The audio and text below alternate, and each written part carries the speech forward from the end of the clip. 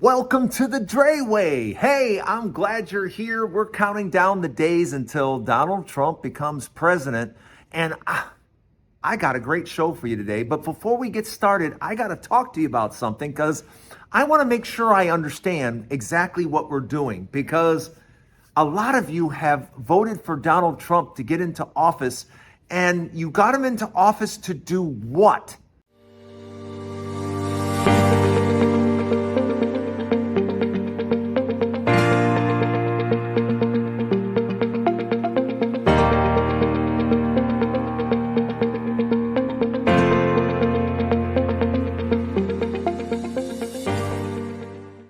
What is it? Because I've talked to so many people, and wow, so many of you have completely and totally voted against your own interests, what you're looking for. And some of you, I cannot even tell you how many union members I've talked to, union members that voted for Donald Trump. Unions that Donald Trump and Elon Musk thinks are a disaster. Yeah, the thing that makes that keeps your job, the thing that keeps food on your table, you voted against it. I don't know what, as a worker, if you work for an hourly wage and you voted for Donald Trump, how dumb do you have to be? And I mean that from the bottom of my heart. How dumb can you be? Because Donald Trump is absolutely positively going to crash this economy. If he does anything that he says he's going to do, he's going to completely crash the economy again. But I need to know from you. I want to see in the comments, somebody educate me. Somebody tell me how you thought it was a good idea to vote for people like Donald Trump and Elon Musk, two guys that have been rich their entire lives. Rich, and I mean really, really, both of them, really, really rich, have never had to struggle with anything. And I don't understand, because they can't possibly understand what it's like to have your lights turned off, or to have barely enough food in the house to feed a family, or wondering how we're going to pay the next phone bill, or wondering how we're going to get money for gas. Those are things that people in life experience. It happens to many of us. They don't know anything about that. They don't know anything about having a $20 bill and trying to figure out how you're going to feed your family of four for the next 3 days on $20. They don't know anything about your struggle. Nothing. But so many of you have put your trust in a rich guy that knows nothing about your life. That the only time he visits states between New York and California is when he has to campaign and is forced to stop at some of these places. Otherwise, Donald Trump would never step foot in Wisconsin or Pennsylvania or he would never step foot in there. But he had to for votes. But so many of you that live on hourly wages, so many of you that are workers, you voted against yourselves. Donald Trump, you think he's now in the White House going, man, how can I help those workers in Ohio? How can I help those workers in Pennsylvania? How can I help those workers in Michigan? He doesn't care. He's on the corporation side. He's on the people that pay you. He's on their side. He thinks your wages are too high. He thinks you make too much money. And that's the person you voted for. The person that has absolutely no interest in looking out for you whatsoever. And it just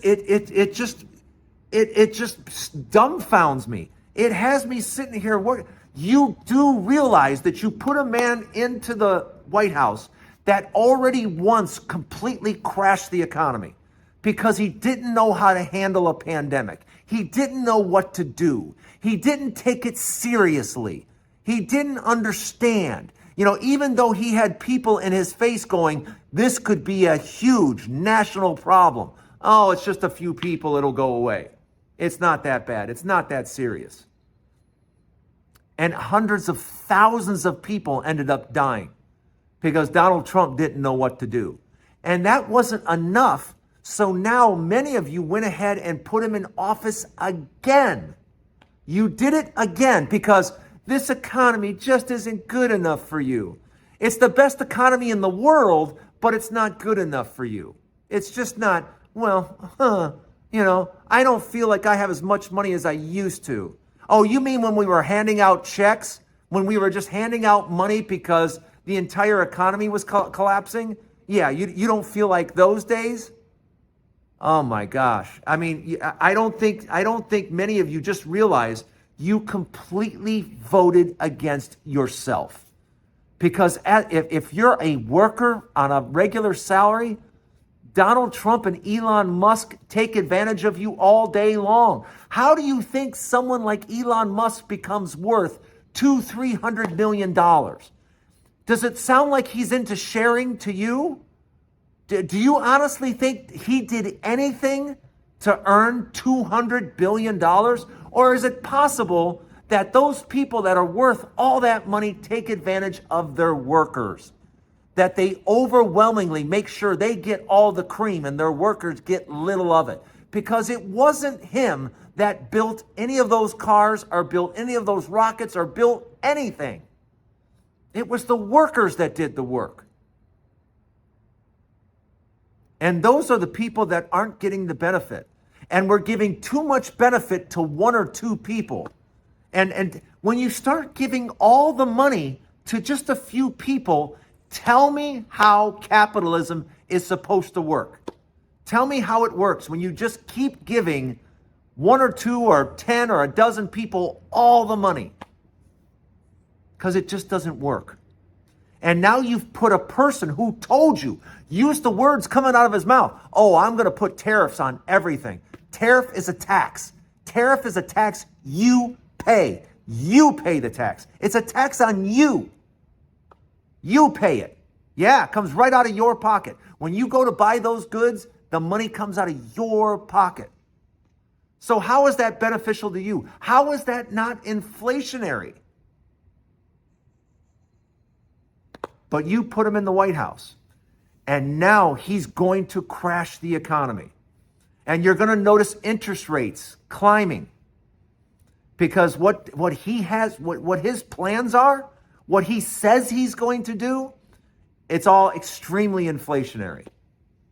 So get ready. You're about to get, over the next couple of years, the economy you voted for. But just know this, as a worker, you voted against yourself. You completely failed. You won nothing. The only person that won anything is Donald Trump. He won his freedom.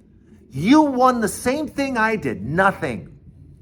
You didn't win anything, I didn't win anything. The only difference between us is I know it and you don't. That's the only difference between the two of us. We got nothing, both of us.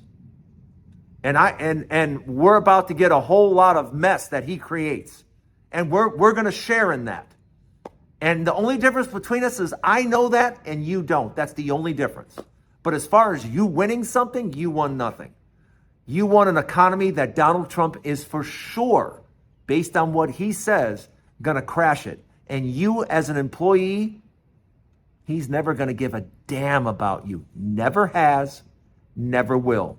He knows nothing about you or your family's experience, and he doesn't care. Let me know what you think in the comments. Welcome to the Dray Way. We got a whole lot to talk about. Stay right with me.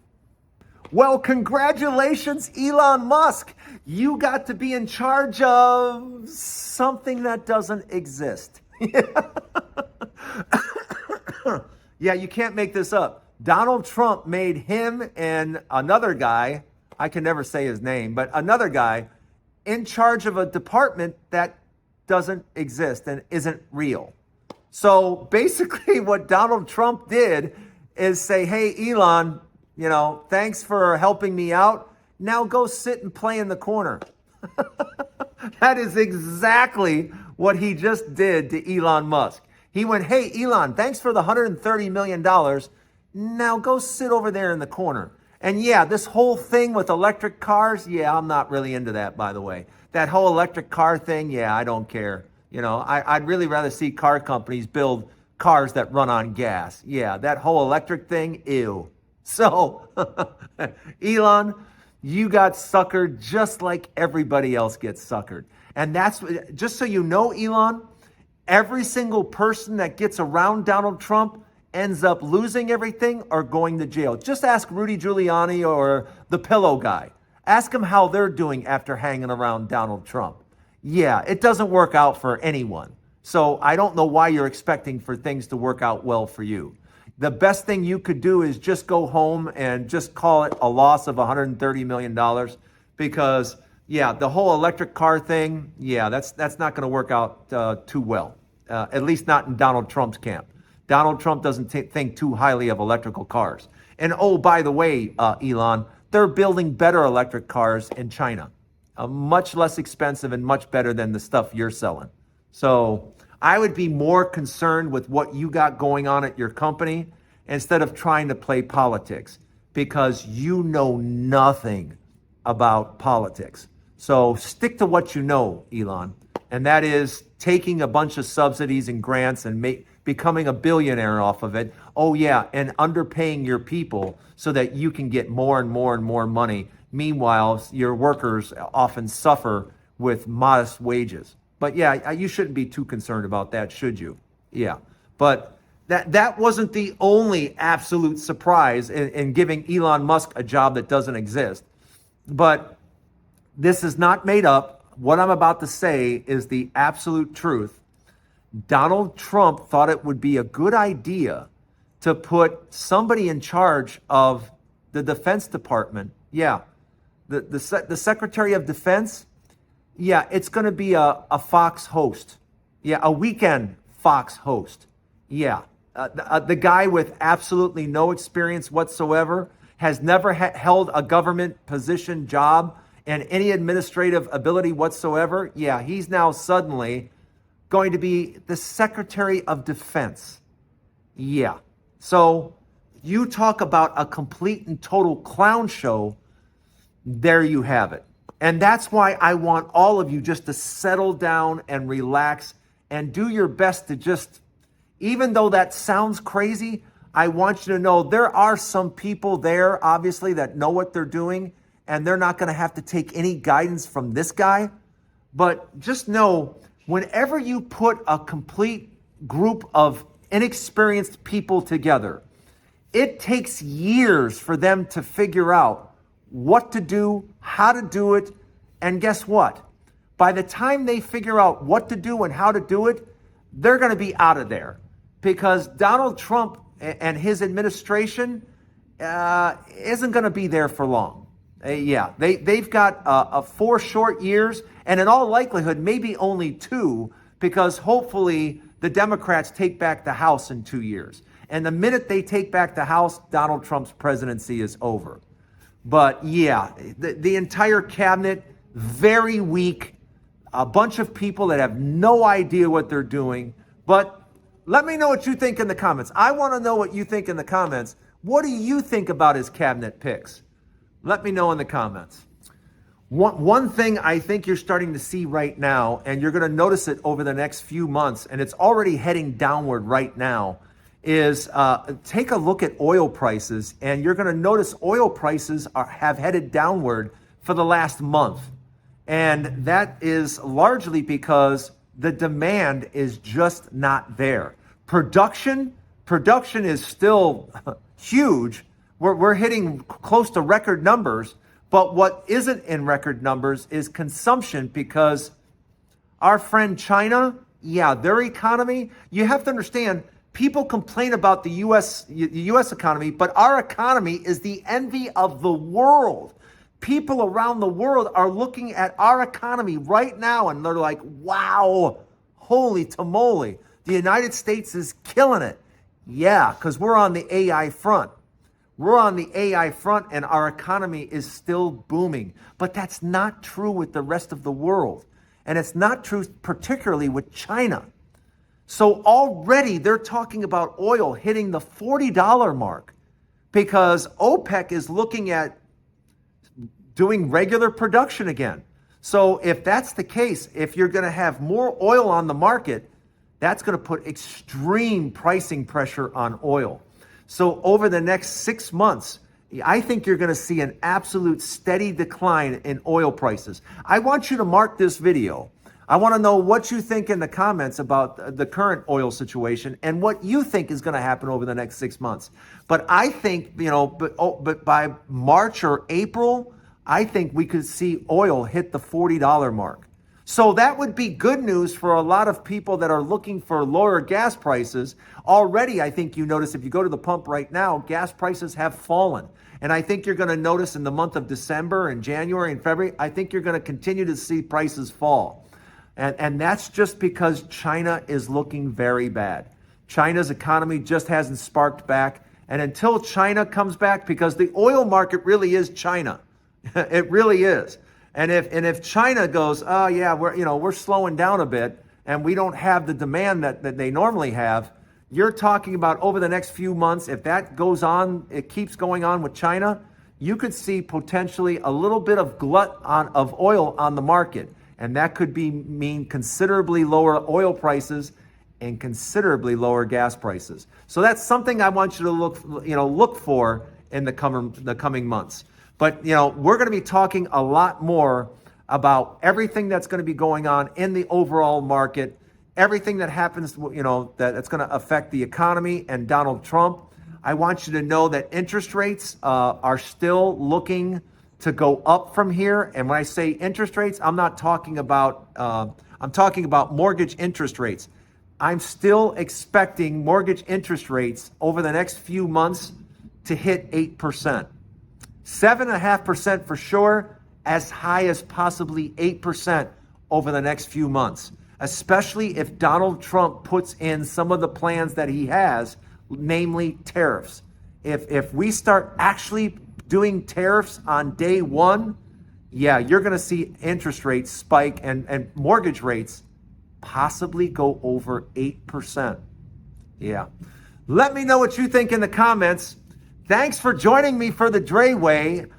I do the Dray Way every day, and I really appreciate you guys coming by to check it out. Please leave a comment, and thanks for joining me on the Dray Way. I will see you tomorrow, because every day is the Dray Way. Have a wonderful day, everybody. Thanks for stopping by. I'll see you tomorrow.